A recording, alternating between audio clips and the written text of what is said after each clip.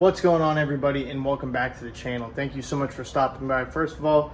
And second of all, we got some major news for the Z2H8 Camaro. We finally got ourselves a transmission. Not just any transmission, we got ourselves a certified ripper, a Moonshine Smasher transmission.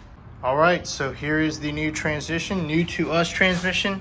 And if you didn't get my reference earlier, this is actually Dr. Tunemal's old transmission out of Moonshine, the one that he did a pretty massive wheelie and kind of smashed up the front of his car. So actually, I think that was the last time he actually used this transmission, is when he broke it, pretty much. So yeah, so thanks to Dr. Tunemal, we got ourselves a FTI level 5.5 transmission, which is the highest rated transmission that they offer, which is rated to 2200 horsepower. So it is a 10 pack clutch drum, billet valve body, 300 input shaft.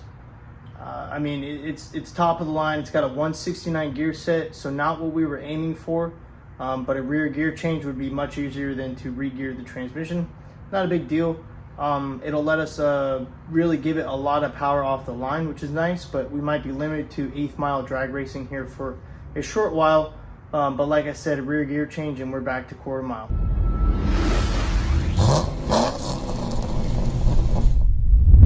So like I was saying, you guys, it's a FTI 5.5, and you kind of see the sticker. It's kind of hard, but it is a 5.5 Pro Brake.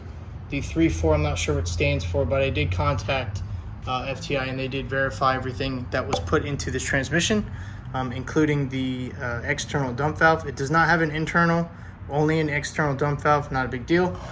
And it is the ringless input shaft, so the one that you want.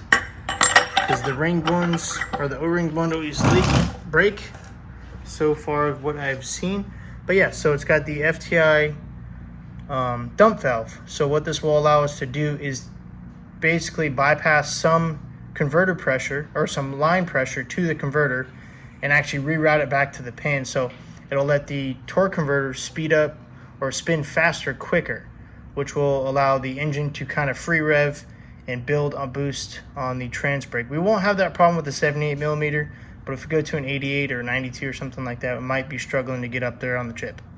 I've been doing a lot of research and a lot of contact info with FTI, so huge shout out to those guys for actually responding back and being very generous enough to inform me about how their products work and whatnot. So I'll kind of give you the old runaround on what we got going on. So like I was saying, this is the FTI external dump valve with their T fittings. So it comes, let's see if I got this right. So the outlet of the transmission will go to the cooler, and back from the cooler, it will go into the top of this T, which will be routed to the dump valve whenever it's activated, and the remaining pressure will go back into the transmission for the converter pressure. So that's why we have this little adapter with our 1/8 inch MPT on here. So we're actually going to get our converter charge pressure from here, and then we're going to get our baseline pressure from here, which is on top of the servo, where the blank plate usually is, but this is where the dump valve is. So pretty simple. It's a lot of just kind of figuring things out. But like I said, once we get the trans cooler all plumbed up and ready to go, we can start running our little sensors here and there. And that is the next thing I will go ahead and show you. So you already know we got the right quad block on the engine for a couple things. So we had to go with the dual sensor for motion, some Rife sensors. And we got a dual block with the power glide mount. Unfortunately, this will not work with this dump valve because it's supposed to mount on this hole and then the one right next to it, right here. But obviously it's in the way. So what I did is thought I could use it on this side. Now, if it's very tight, and if I do, I'm not going to be able to adjust the band whatsoever. This will basically block that nut. So I'm not sure I really want to do that. Probably not, for the sake of it. And also, it doesn't really interfere with the shifter linkage. I already tried that, but I just don't think we're gonna be able to use this, unfortunately. So it's not a big deal. We'll just have to mount the sensor block somewhere on the frame rail or somewhere in that general area. So we got those two, and we got our M5 cables for our analog sensors. So what we're gonna do is we have this nice stubby one which will actually be for our oil temperature on the engine. Now on the side of the oil filter housing, there's a little adapter that we use for our turbo feed, and we're going to get our oil temperature with this guy from that. And then here, the larger one, all we're going to have to do is drill and tap a hole in that pin and go ahead and thread it on our new sensor. So we will have converter charge pressure, we will have line pressure, and we will have both of our analog outputs for our transmission fluid temp and our engine oil temp. And right here is just a very cheap, it's actually pretty thick, pretty sturdy, vented overflow for our transmission. So got to find a spot for this. It's kind of thinking somewhere in this area. It's kind of accessible, really easy to get to with the trans. Don't really want to put too much on the firewall since we spent so much time, making it look how it is now, or just, nice and flat. So we'll find a good home for that.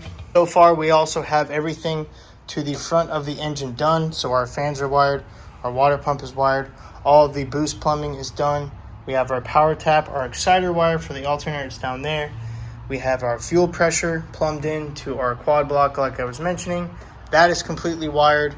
Our coil harnesses, our coil packs are actually being made by myself. So we got these ICT billet mounts because we're relocating them. Let's see if I can unravel this with one hand. Yep, got it. All right, so we'll mount these probably somewhere on the frame rail as well. And what I did is basically just made my own extension harness, right? So what we'll be able to do is tuck this out of the way. There's no extra connection, so that's really nice. It's just 4 plugs, and then the main plug that will go to the Holly harness.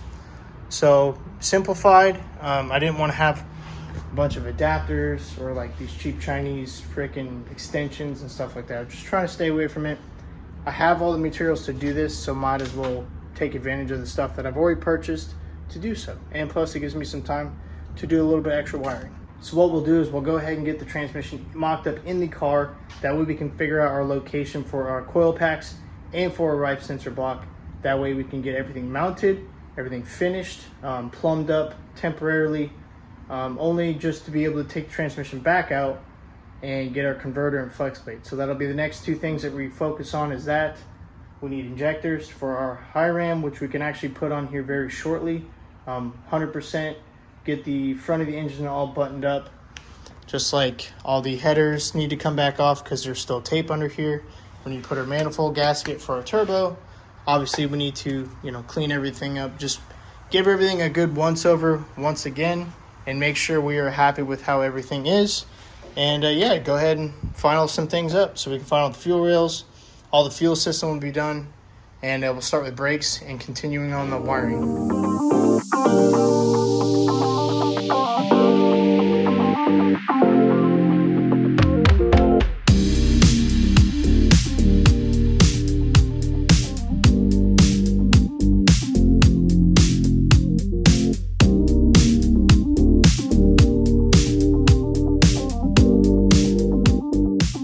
Well, we just got our Rife sensor block for the powerglide transmission just mounted up. So I ended up mounting it on the frame, as you can see. So I just used a couple nut certs on both sides.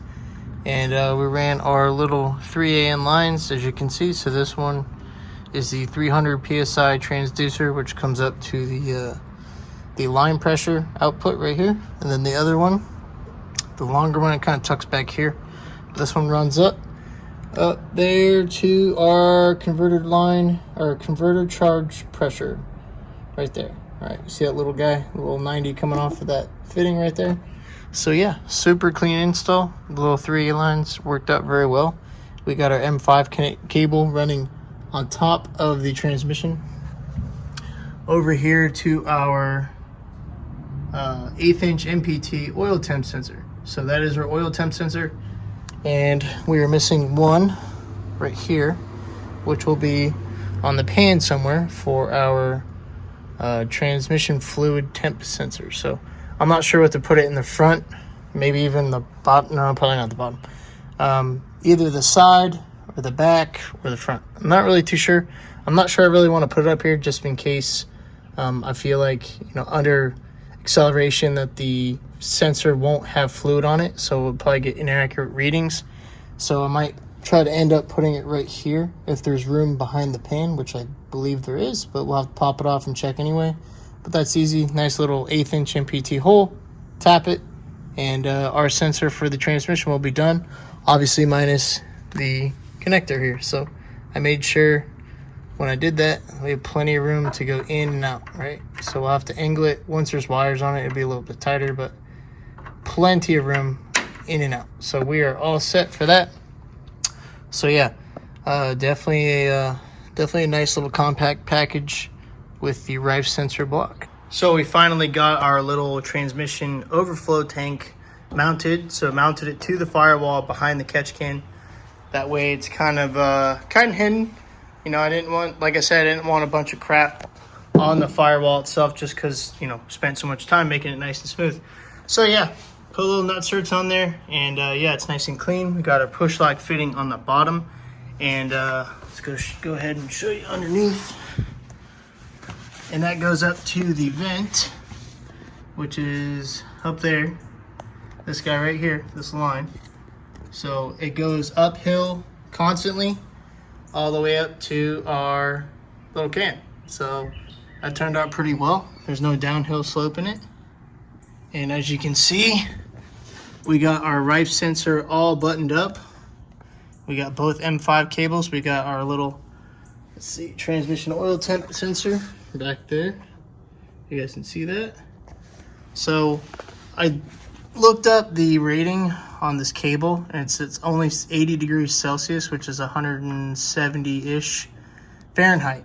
So it's probably gonna get pretty warm under here. So I found this 1/8 inch fire loom. This is fire retardant loom up to like 408 degrees or 380 degrees or something like that. So I wrapped all the M5 cable stuff in this, so the one that runs all the way up there under the or over the bell housing, and then this one just for, you know, kind of uniformity. So all this is done. Now we're off to just wiring. Everything is all buttoned up and tight back here.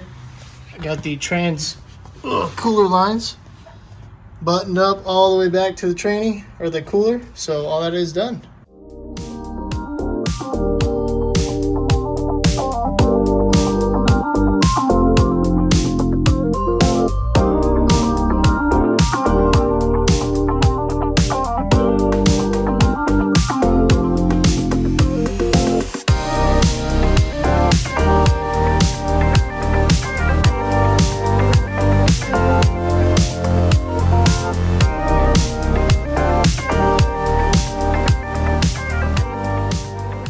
So as you guys saw, we went ahead and extended our harness for our coil packs. Didn't opt to use like a cheap, you know, eBay one or whatnot. So I've got a couple splices in here, which is not a big deal. These are all waterproof, glue lined heat shrink right here. And we got plenty of extra wire here.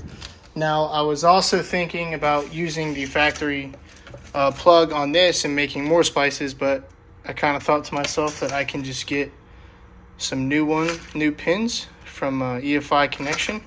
So these are for Metropack 150 series, which are the stock coil connectors, right? So I took all those guys apart, and now once we get these mounted, we will find out how long or short this needs to be, and go ahead and repin our connectors. That way there's that many less extra connections. So less splicing equals less failure points. All right, got the coils all mounted up with some nutserts like I was talking about. So we got plenty of room for some boots up here. On the other side is a little bit tighter, and I had to make a little bracket to hold our intercooler lines. But this back coil, it's about a finger width away from the floor. So what we'll have to do is drop this bolt, or take this coil off basically, and actually put the plug on it, and then go from there. So it's not too bad, but it definitely keeps them out of the way. And yeah, nice and tucked out of the way. Some of you might be asking, why didn't we use a roll bar mount? And it's because we're using this type of coil that we already have. So if we ever go to, or when we ever go to, I should say, some type of smart coil we'll probably put them up on the roll bar going down through the fender. All right, so we got some pretty damn good progress on the car today. We got a lot of things done. The coil's mounted. We got our RIFE sensor block all done up, minus the wiring side of it. And a few odds and ends that just really need to be completed. We got our little overflow tank done, which came out pretty well. So I'm really happy with today's progress. So now, next thing we'll probably get into is actually wiring. We have to make a sub harness for the transmission, do our coil mounts, our coils. And yeah, that'll be the last of the wiring. And hopefully we can be starting this thing up here very shortly. So all we need is some injectors, some other things, and we'll be ready to go. So like always, you guys, thank you so much for watching, and thank you so much for subscribing. We will see you in the next episode.